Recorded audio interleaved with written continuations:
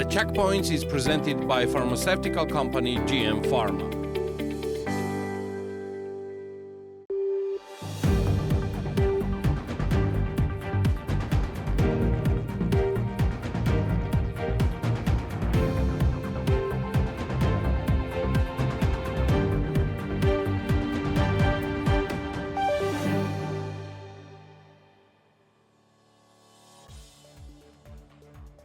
For the second month in a row, inflation has exceeded the 3% target rate, reaching 3.4% over year-to-year in April. On a monthly basis, inflation increased by 0.2%.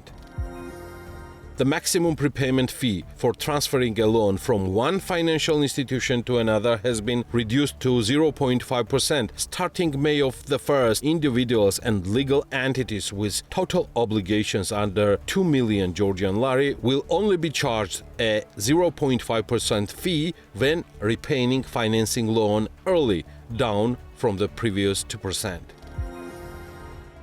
The National Bank of Georgia has imposed new monetary fines on commercial banks for violations of open banking regulations. The fines range from 5,000 to 20,000 Georgian lari.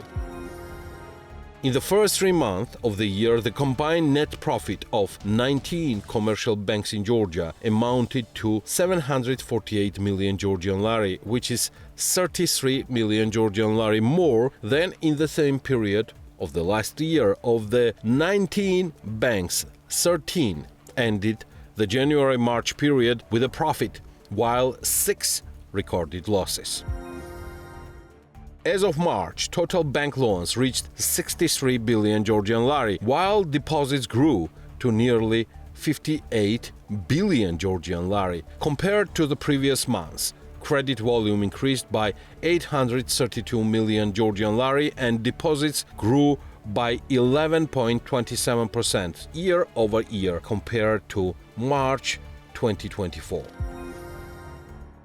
A fire broke out in the so-called Borjomi market, destroying up to 15,000 square meters of commercial space. The cause of the fire is still unknown. While the market itself was insured, individual vendors did not have insurance. Vendors had several meetings with Tbilisi City Hall this week. The Revenue Service has already announced that the damaged goods will be written off, cancelling vendors' tax obligations. Over the past 5 years, the volume of insurance premiums collected has nearly doubled. According to the head of Insurance State Supervision Service, the sector grew an additional 18% last year and collected premiums totaled 1,259 million Georgian lari.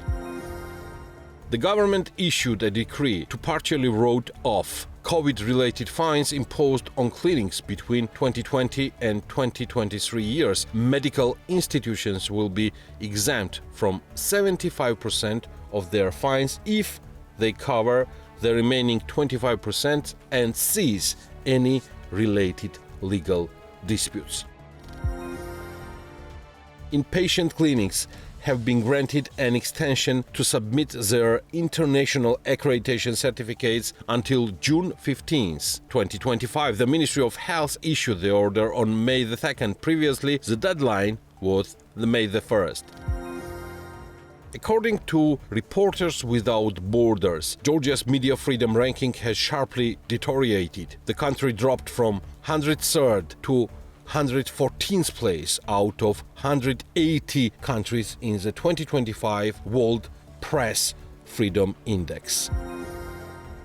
On April 28th, Tavari TV staff received official notice that broadcasting would fully cease starting May 1st. Employees shared on social media that they were informed of the final shutdown by the channel's general director, Georgi Gabunia.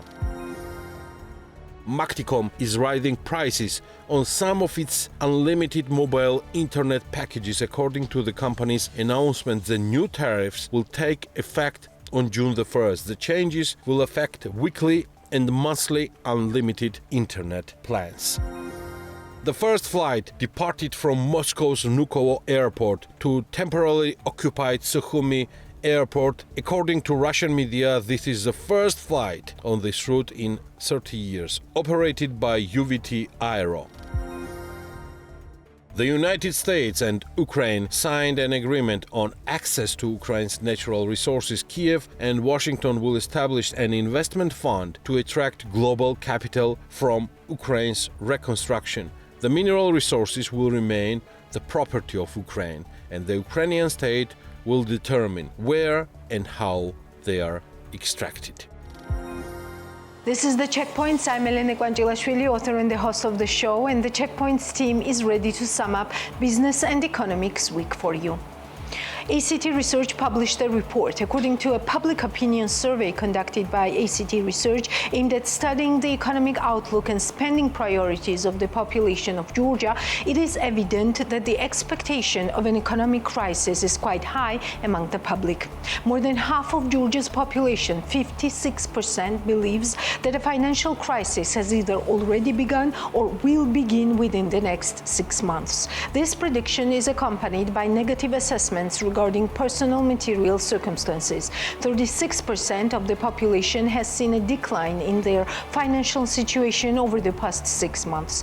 Economic challenges are clearly visible in the daily lives of the population. 47% of the population struggles to purchase basic grocery products, while 55% find it difficult to purchase medication and medical services. This indicates that the limitation of financial resources critically affects people's daily basic needs. Against the backdrop of economic difficulties, it becomes especially relevant to determine who is responsible for the current situation and who should be the main actor in the process of its resolution.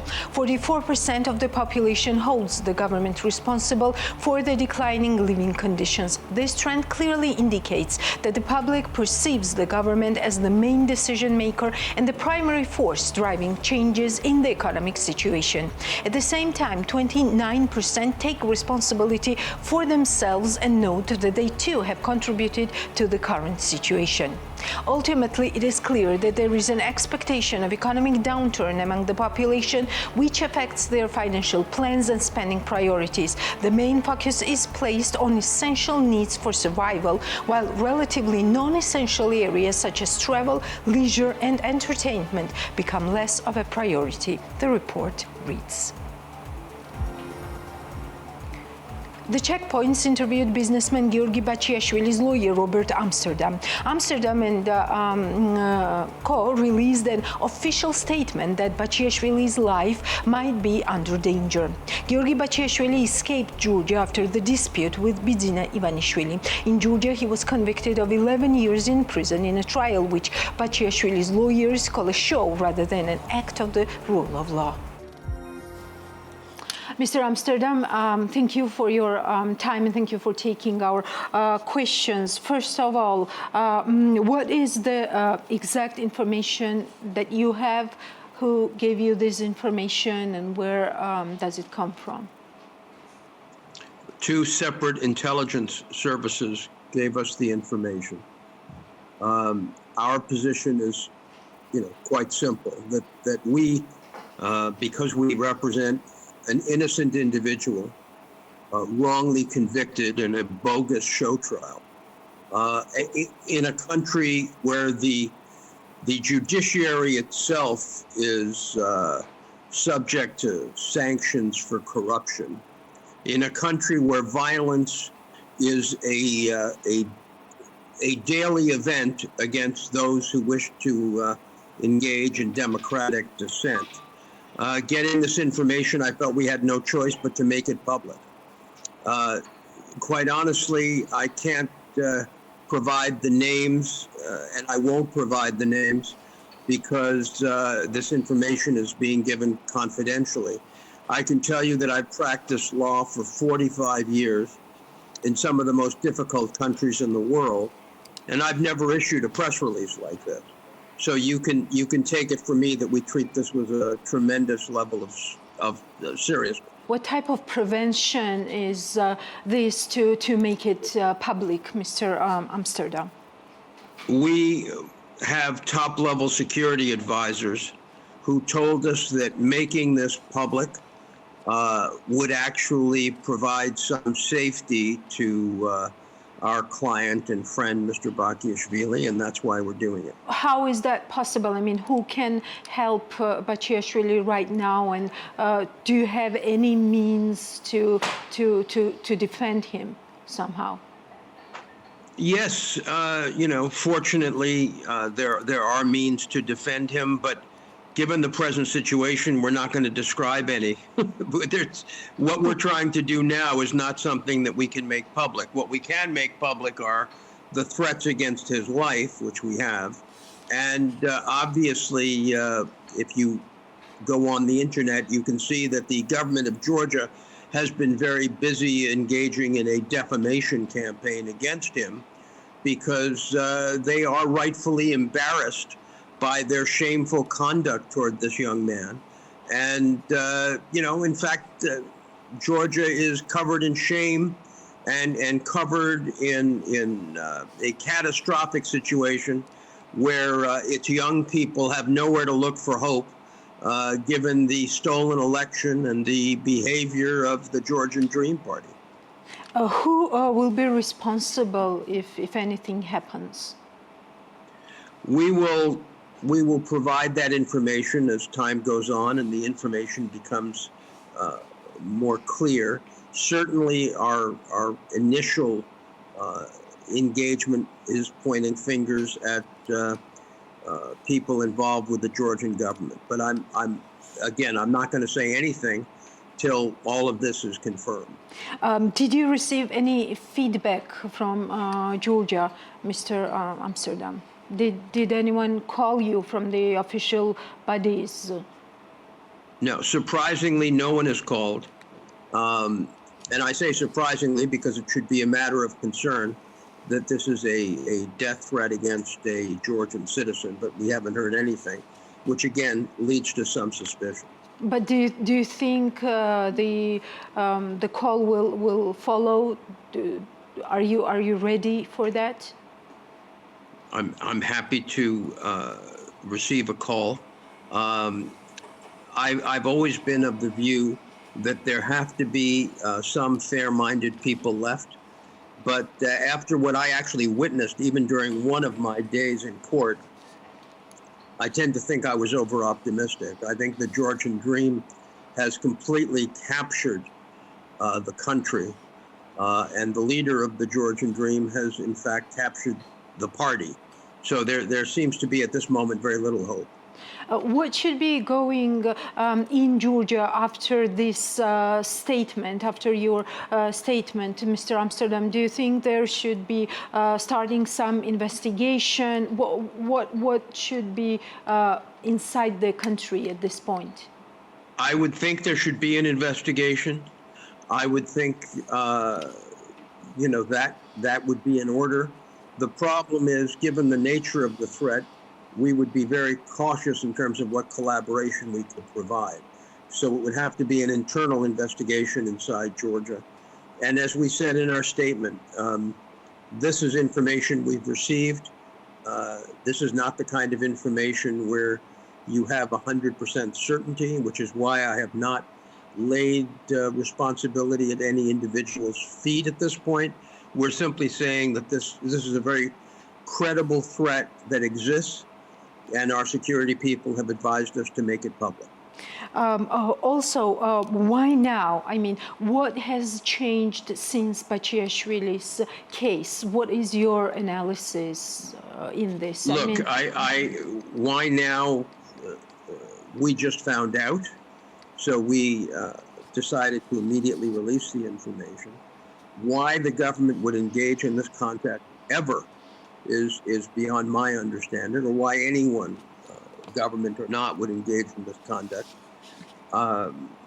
is beyond me. It would only put the government of Georgia into disrepute. So the motivation is difficult to understand. And, one of the options on the table is that this conspiracy could even be one where some other power could be involved. But again, I'm not going to speculate until we get more information. What do you mean by some other power?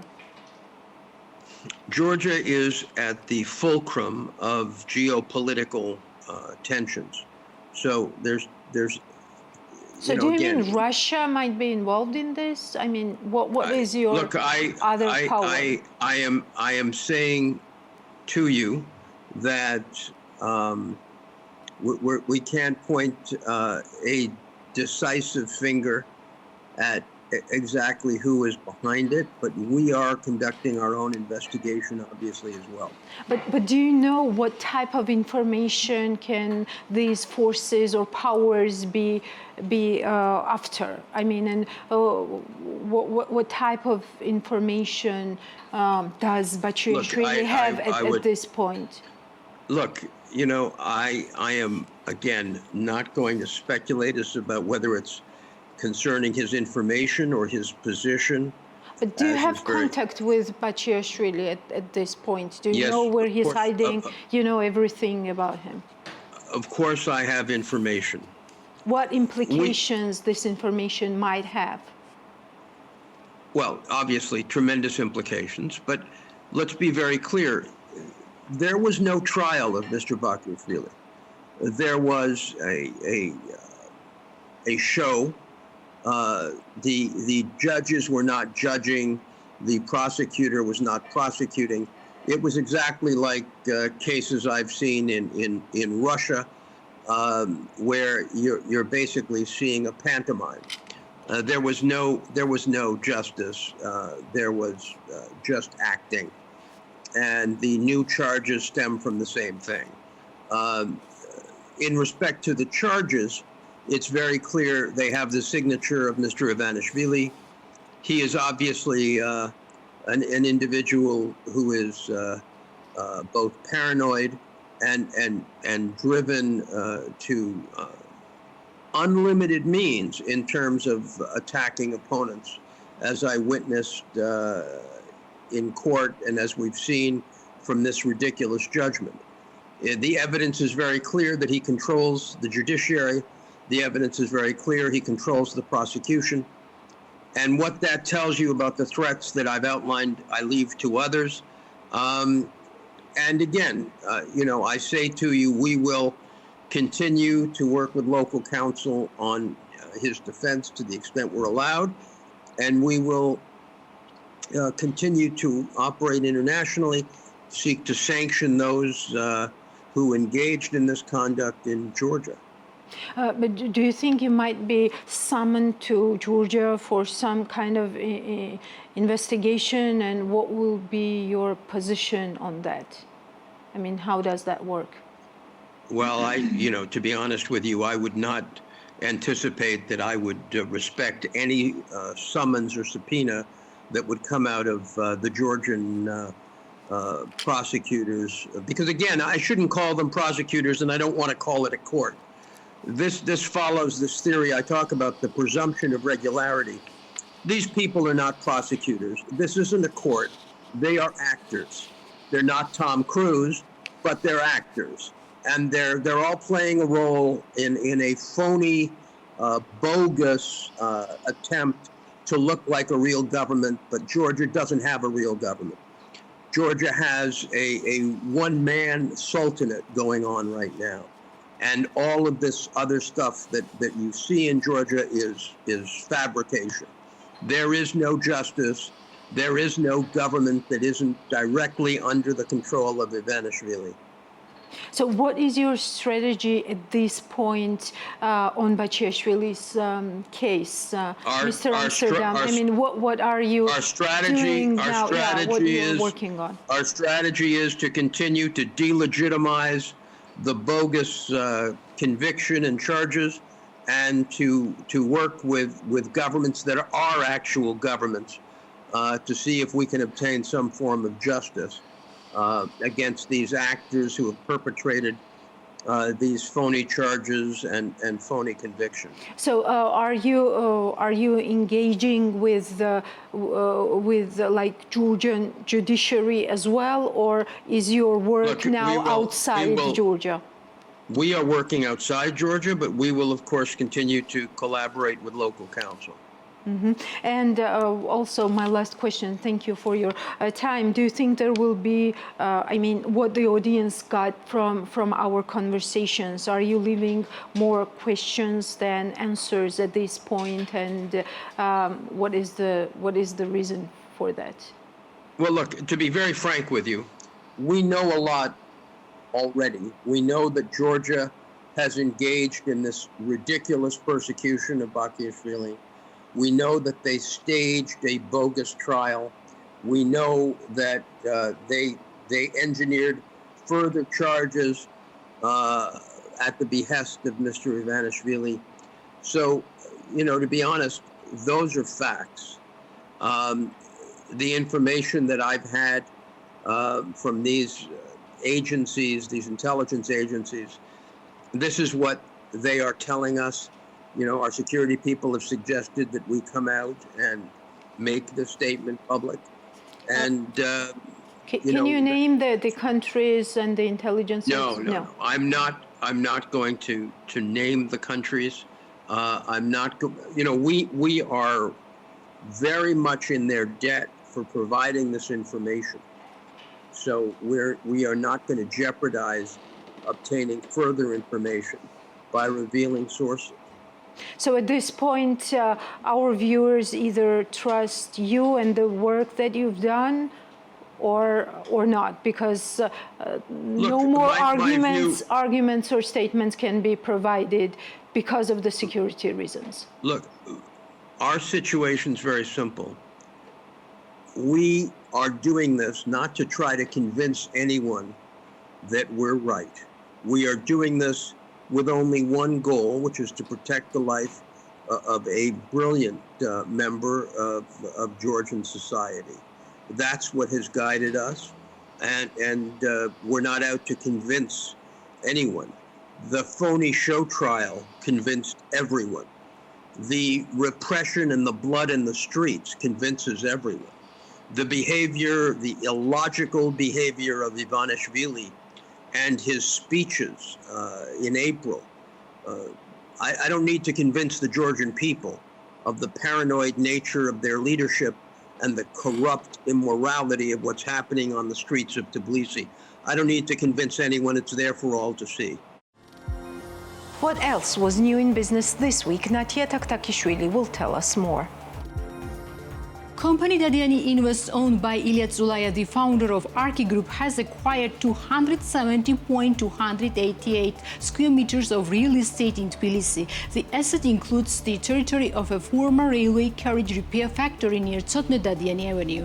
The purchase agreement was signed on April 16, 2025. The territory belonged to companies owned by family members of Nino Tilosani, Wilson Garden US Trading Company, and Prof Group. According to the document, Wilson Garden planned to implement $250 million investment project on the site. However, as it turns out, Ilia Tsulaya Dadiani Invest bought the property from the Bank of Georgia. The development plan for the former railway carriage repair factory included construction of residential and commercial spaces, underground and above-ground parking lots. According to Ilia Tsulaya, within the framework of the development regulation plan, a multifunctional complex will be built on the site. The investment cost of the project is up to $250 million.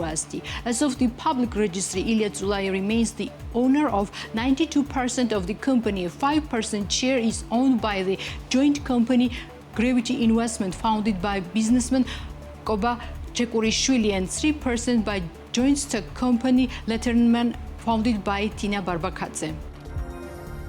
Vasil Khorava, General Director of Visel, says that the company plans to rebrand its gas stations, which will cost up to 20 million lari. He spoke about the future plans with BMG TV. As Vasil Khorava stated, over 120 petrol stations will be rebranded by the end of the year. By the end of 2025, Visel will rebrand 50% of its gas stations, and we will have modern infrastructure with more fast food outlets. Our competitive advantage is complexity. Customers demand more services from industries. Over 20 million lari will be spent in stages on rebranding. At the same time, we want to install appropriate equipment for electric chargers. We will make quite large purchases soon. We want to keep up with the trend, which encourages importing electric vehicles to the country, said Vasil Khorava. According to him, the company also plans to introduce self-service stations more actively, which will save operating costs. Today we have 10 pilot gas stations, but in 2026 we also want to carry out technological equipment,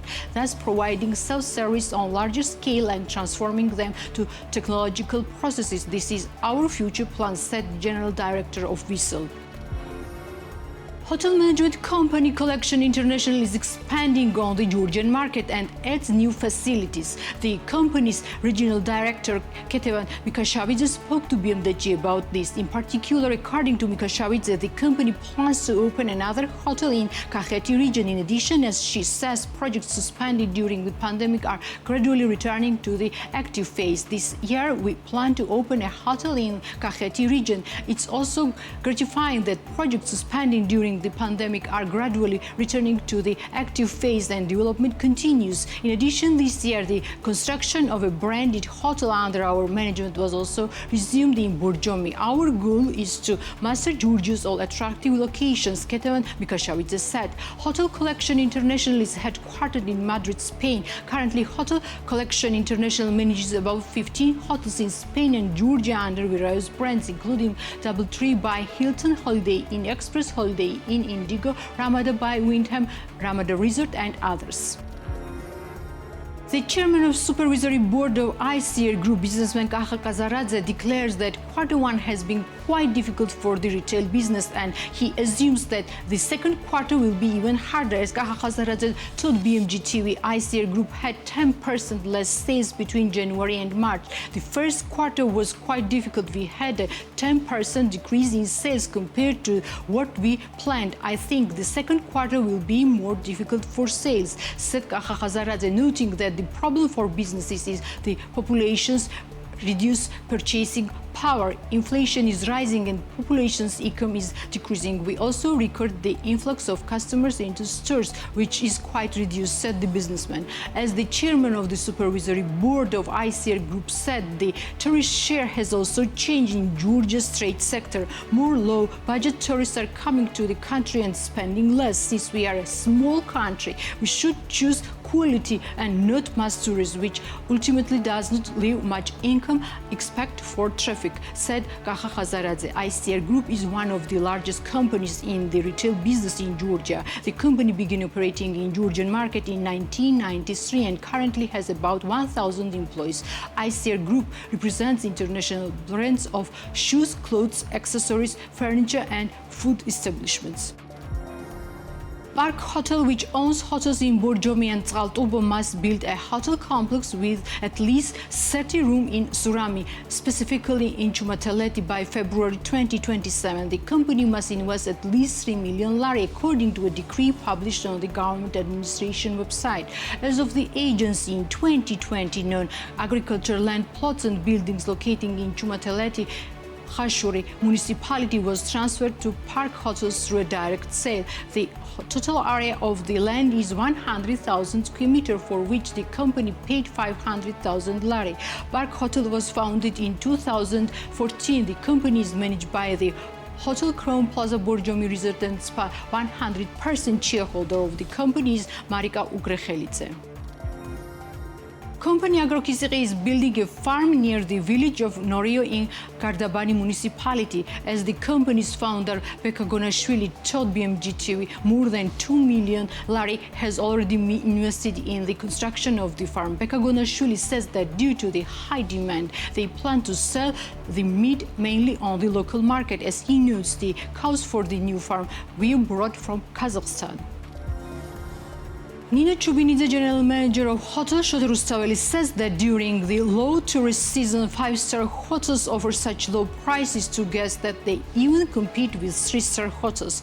Dumping prices occur very frequently. For example, during low season, 5-star hotels can compete with 3-star hotels. This is not nothing in the country that regulates this. Moreover, numerous new facilities have been opened and the market is not stable either, especially during the winter. I don't know how this should be regulated at the legislative level, but I know there are countries where certain regulations exist, meaning a 5-star hotel cannot reduce the price below a certain point, Chubinidze said, and added that despite increasing costs, hotel room prices still have not returned to pre-pandemic levels. According to her, currently the main guests are at the hotel Shota from Israel and Russia. Growth is also being recorded from India's direction. Regarding tourists from Europe, Chubinidze notes that an increase has not been observed yet.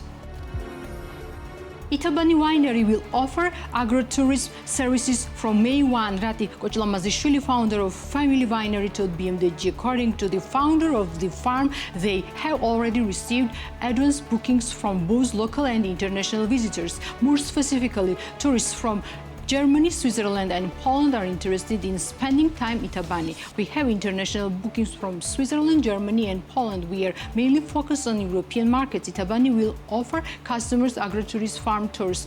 The main leading direction is wine tasting and dinner. In addition, getting acquainted with the technology of clay wine production and testing local dishes. We don't have the opportunity to provide accommodation, although there are many family hotels near our farm, and Lapota is just a 15 minutes drive from us. Accordingly, we are flexible in this regard, said Rati Kochlamazishvili. According to him, the facility has different spaces. The indoor space can accommodate up to 25 people and the outdoor space can accommodate up to 100 people at the same time. The Kochlamazishvili Family Winery Itabani was officially opened in 2023. It's located in Kakheti in the village of Kvemo Alavani Akhmeta municipality. Georgian retail chain Daily has begun its international expansion outside the country and has exported the brand to Uzbekistan. Daily's first supermarket opened in Tashkent, the capital city of Uzbekistan, late in March. The company began operating outside the country last year, and in December 2024, Daily Group acquired a controlling stake in the chain store of B1. Akaki Beraya, the head of company's international project development, notes that the brand's expansion into export market is an important stage both in the development of the company and in the globalization of Georgian retail sector. According to him, today the company is working on the rebranding of B1 store chain so that 33 new branches will be represented under Daily brand in Uzbekistan by summer. We entered Uzbekistan in November and started rebranding. Rebranding process is not just about changing the name of the store. We need to change the standards, and most likely by the summer all these stores will be represented by the Daily brand, said Akaki Beraya, noting that the company is also looking for new locations in Uzbekistan to further develop the chain. The estimated real gross domestic product growth rate amounted to 9% for March 2025 compared to previous year, and the average real GDP growth of the first quarter of 2025 equaled 9.3% according to the National Statistics Office of Georgia, Geostat. In March 2025 compared to the same period of the previous year, the estimated real growth in following activities contributed significantly: information and communication, professional, scientific and technical activities, financial and insurance activities, transportation and storage, and construction. Decline was registered in manufacturing. How did the economy manifest itself this week? In our short overview. Unfortunately, certain individuals are deliberately trying to cultivate negative expectations within the country. Fortunately, neither their focus nor their plans are being realized, stated Georgian Dream Prime Minister Irakli Kobakidze at the government meeting. I would like to cite a comment from one of their representatives who claimed on January 17 that within 3 months the exchange rate against the US dollar would be approximately 3.1. More than 3 months have passed and lari exchange rate now hovers around 2.75. A former politician, now an expert, predicted predicted a 2% decline in the economy. However, as I mentioned, in the first quarter, Georgia experienced a robust 9.3% economic growth, with inflation at around 6%. Their forecasts were simply unfounded, the Prime Minister stated. Kobachidze also highlighted fiscal achievements. There was speculation that the tax revenue plan would fall short, but as you can see, it was exceeded by over 120 million lari in the first quarter. Expressing disappointment, he added, "It's very sad that certain individuals deliberately attempt to create negative expectations and sow nihilism in our society."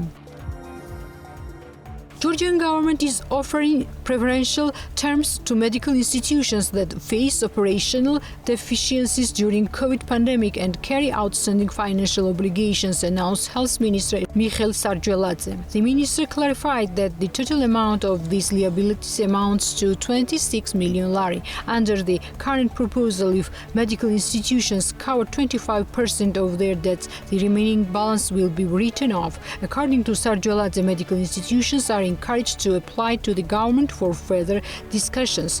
"I believe this is a fair and equitable offer. I would also like to highlight that we have engaged in active consultations with medical institutions, including various business entities operating in this sector, and we hope for a positive response. Many healthcare providers would be able to benefit from these preferential conditions. Our primary goal is to create more opportunities for medical institutions, allowing them to allocate their resources more effectively towards patient care and ensuring optimal working conditions for physicians to fulfill their personal duties," Sargioladze stated.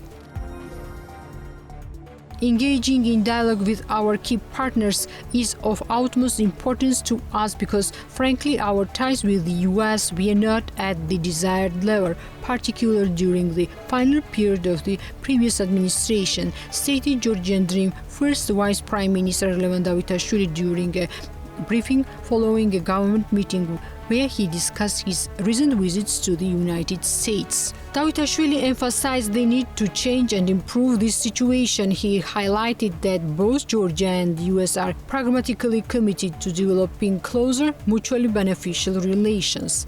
This has been our primary forces. We are actively engaging in discussions with our partners to make cooperation more mutually advantageous. This rational and pragmatic approach is entirely acceptable to the new US administration. During our visit, our delegation, comprising the economic bloc, held meetings primarily with international financial institutions. We, together with the National Bank, participated in insightful discussions with our partners. These spring sessions, much like annual meetings, are invaluable because they provide insight into main trends shaping the international financial systems for the year. They also offer a clearer understanding of the priorities of international financial organizations. High-level discussion makers from Georgia share objective information about our country's economic processes, which helps deepen cooperation with these organizations and ensures it becomes even more effective, Davitashvili said.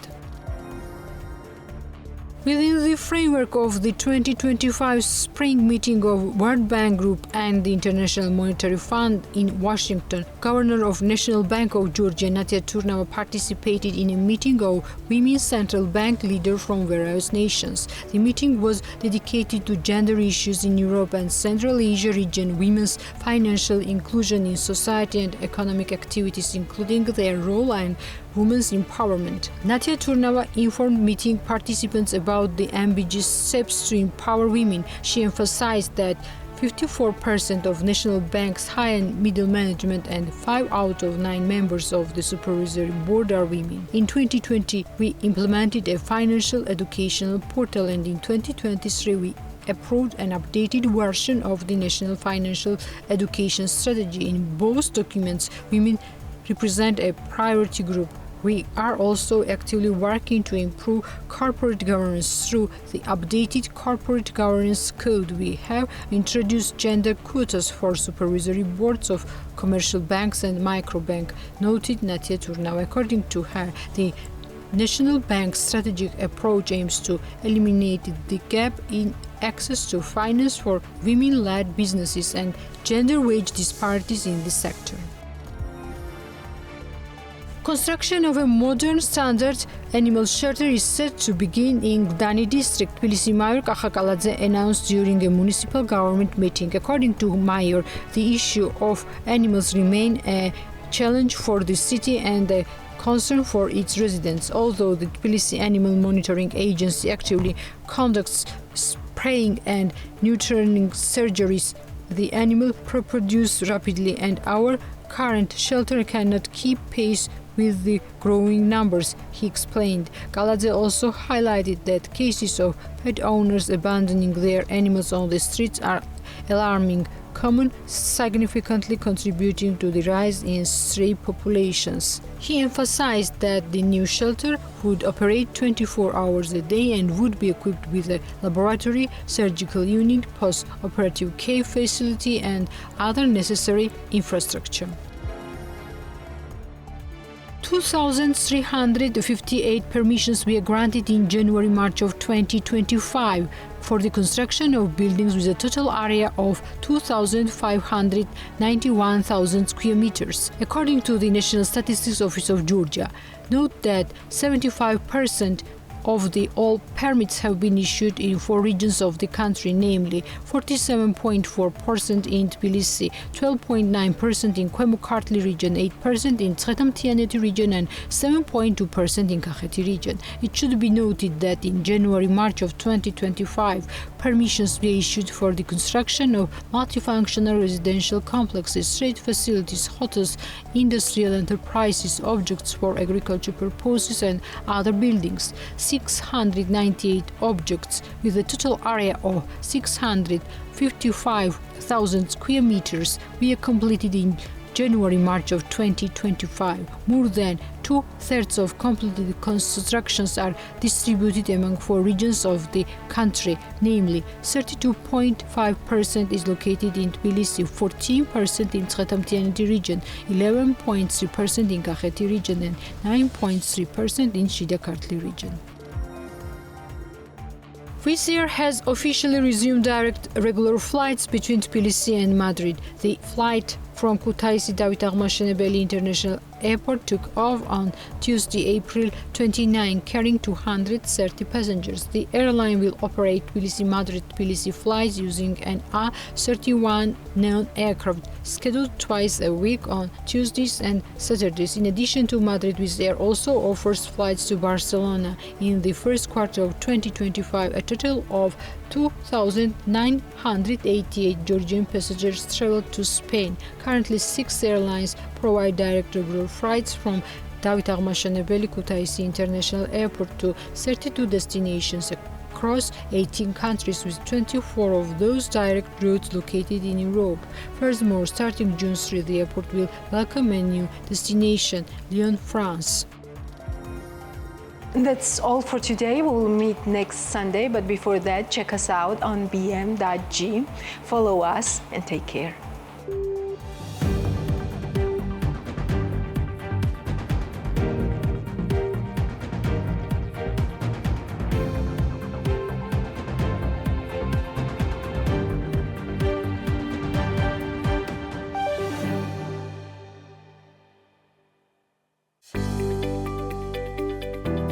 The Checkpoints is presented by pharmaceutical company GM Pharma.